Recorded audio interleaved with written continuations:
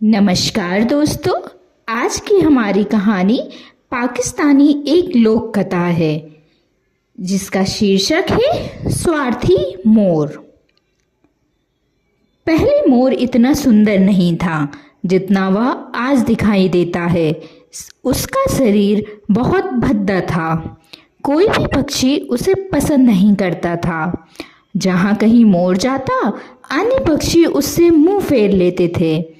इस कारण मोर उदास हो जाता था।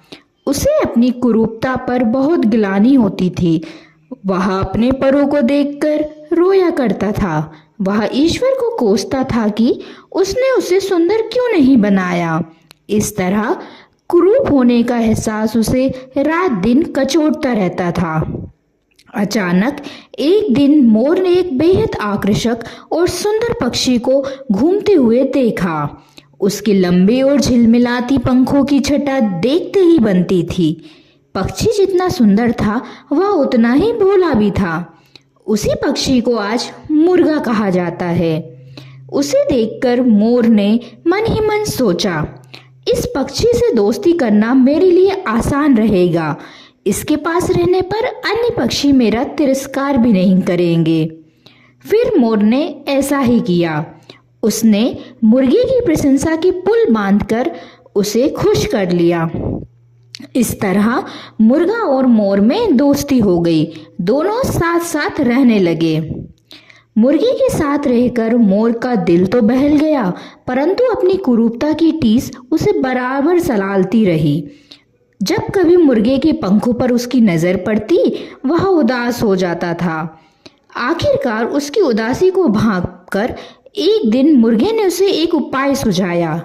मित्र मोर, तुम शादी क्यों नहीं कर लेते?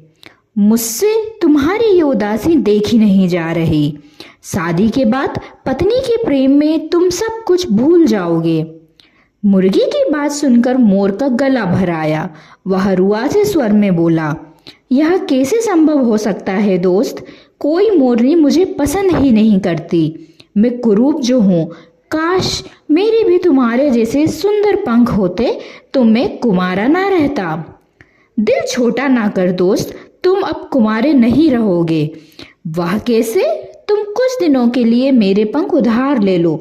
जब तुम्हारी शादी हो जाए तो मेरे पंख वापस कर देना। मुर्गे ने मोर को सांत्वना देते हुए कहा। मोर की आंखों में आशा की चमक उभर आई। वह बोला, मेरे दोस्त, मैं तुम्हारा यह एहसान कभी नहीं भूलूंगा। यदि तुम मुझे अपने पंख दे दोगे तो मैं शादी होते ही उन्हें लौटा दूंगा।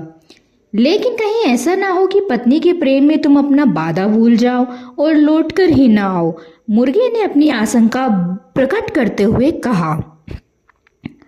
अव्वल तो ऐसा होगा नहीं, फिर भी अगर मैं भूल जाऊं तो तुम मुझे सुबह तड़के उठकर आवाज लगाना।